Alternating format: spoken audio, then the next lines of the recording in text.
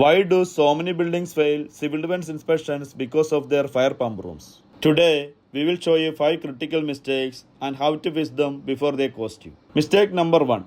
No clear access to pump room.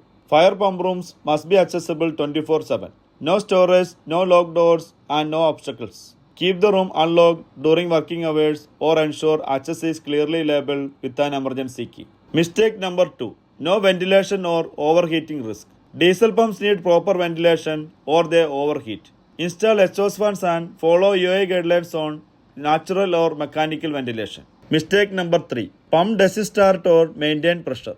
A fire pump that doesn't start or doesn't deliver pressure is a failed system. Run regular testing with your AMC provider.